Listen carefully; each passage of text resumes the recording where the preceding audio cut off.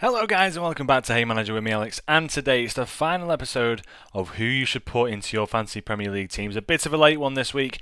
I've been a very busy man at work, so this time it's going to be coming out quite late in the day, but hopefully just in time to pick your squads by 6:30 on a Friday. So let's get into my team and my final team before game week 1. It's a final revision. This is game week 1 team.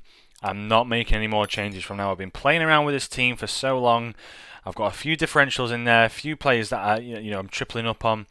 I'm going big and I'm going bold this time round. So I think the perfect team you need to revolve around is the Arsenal trio that you're going to have inside of your fantasy Premier League team. So you need to really back whoever you're going to put in there. You need to see get the players in who are going to be playing the minutes. Saka, Martinelli, Odegaard, Havertz will probably play every game.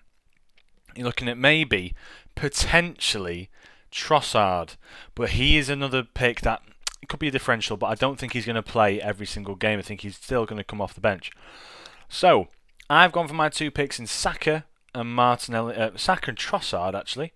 I do believe Trossard is going to play the majority of the games. We saw Havertz have an absolute howler out there. And Trossard, there's something about him. He seems to come off the bench, score every game. He sets himself up very well. He's an unbelievable player. So Saka and Trossard for me with Timber, because we know Zinchenko's injured. Timber is going to start pretty much every game. So I've put those three in my team. The next three I've chosen are Stupinon, March, and João Pedro. So I'll just quickly go through João Pedro for you, because this man's something special. And he's gone to Brighton for 30 million, I believe it is, from Watford. He has scored unbelievable goals in pre-season. He's scored penalties. He's playing in behind the striker. He's like, I think the way De Zerbi is playing it is sort of like it's a 4-2-3-1, but he's allowing like a 4-2-2-2, if you know what I mean. So there's got Matoma and March, who are going to interchange on the those attacking mid sort of positions. I'll talk through my selection of March in a minute, but João Pedro up front with Welbeck. Ferguson's been pushed aside. I think he's just too young, because João Pedro's hit the ground running. This man is on fire. 19.1% of people have selected him. This has gone up massively, as you can see, since I've actually put this card together. This was only put together last night. Today, when I'm recording this at 7:45 on the Thursday, it's actually gone up by 5%. So he's a massive pick you need to get on your side. Solly March. So Solly March. Last season, 6 goals, 10 assists, 31 starts. He had a very, very high average rate, and you can see the bonus points, 16 bonus points is very high. His overall ICT index is 9th out of everyone. And De Zerbi goes a bit by stats.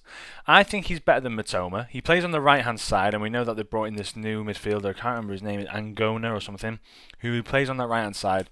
Solly March is unbelievable. I think last year he hit the post so many times, it's ridiculous. So he's going to go in my side. He's my differential. There's only 2.6% of people that have picked him. For 41st, like selection wise for midfielders, I think he's going to be a differential. And obviously a Stupinon in there. 53% of people picked him. He's there for my 3 game weeks. So my selection, what will happen is you'll probably see a lot of Brighton players leaving my side. You then see Chelsea players coming in, Newcastle players slowly weaning in as their fixture list gets a little less heavy. But that's my 3 for Brighton. My 3 for Manchester City might surprise you. So, Haaland, obviously, 87.3% of people have selected him. He averages so many goals and assists, 36 goals last year. Expected goals was 28. You know, he's going to get goals and assists galore, this man, again. So it's just whether or not you want to, run with him for the start of the season. But City, again, a very nice start to the year. Your first 7 game weeks are pretty secured. Sheffield United and Burnley. Fulham in there, Forest and Wolves, all the relegation candidates. I think Haaland will probably be playing every game, and he wants to score. You can see he's hungry. On the subject of midfielders, I did have Foden, and I did choose Foden. I've decided since to vacate that spot and put in Bernardo Silva. Now, Bernardo Silva has locked down a new contract. Riyad Mahrez has left the club. City are trying to get in Paqueta for 70 million, which means this right wing spot is pretty much guaranteed to be Bernardo Vieira de Carvalho Silva's spot. I mean, I can't see anyone else sitting in this role. He's pretty high in the ICT index. He only played 24 games last year. He's consistently getting, and you can see here, 10, 16, 15, 9, 13 goal contributions, I think this could be, especially for the fact that he's actually signed his contract, this could be a year where we're going to see Bernardo Silva really push himself, really come through, Gundogan's gone, so they've got to really make up for goals somewhere else. Grealish and Foden really going to be tussling for that left wing spot. De Bruyne in that central role, he might get pushed out wide, but he can't really play that wide role. Bernardo Silva suits that right wing role so well, which pushes me onto that third slot, which is Walker, who has actually signed his extension. He's not going to Bayern Munich. He's played 22 games. He started 22 of them last year. I think he's a hands-down player. I think he is a hands-down player, and he's got a nice start to the league. I think that right wing spot, the right back spot, should I say, sorry, you're going to look at maybe a Kanji playing there as well, but not really.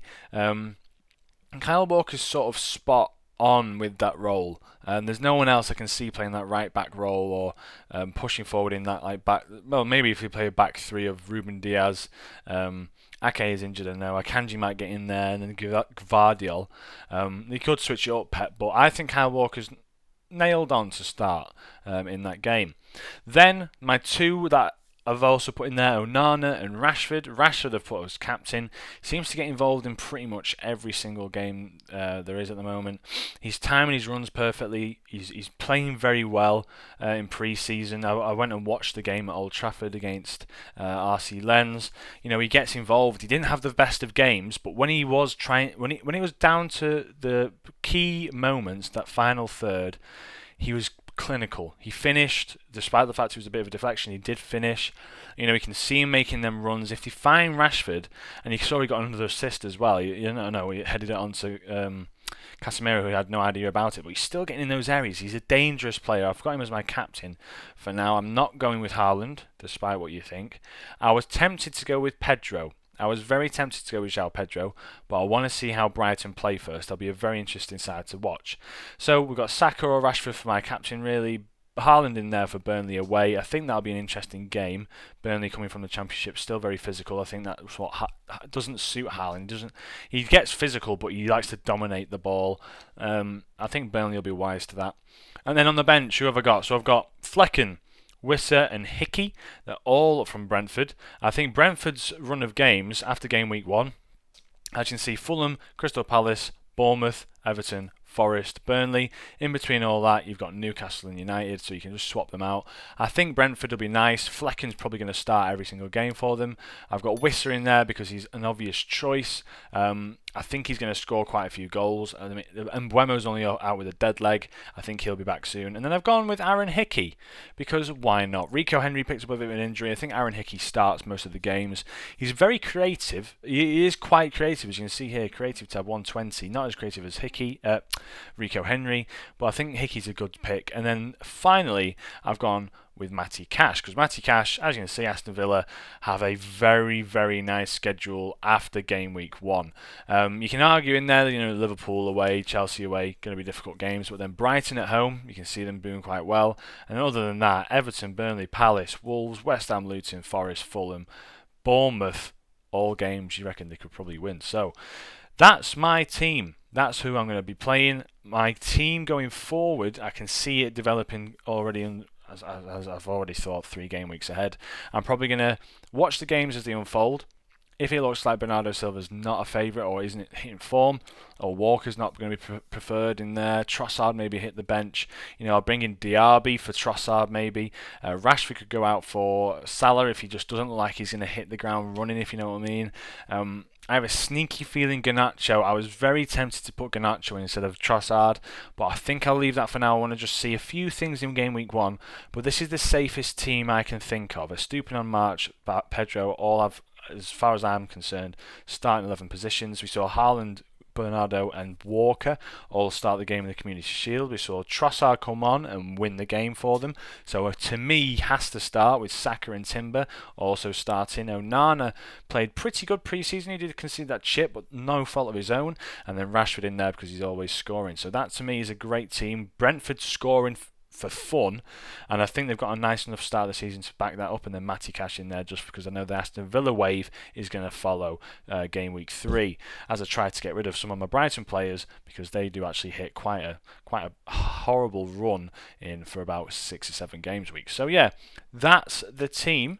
I didn't actually go through some of the other graphics that I made, so I'll just go through the Trossard one.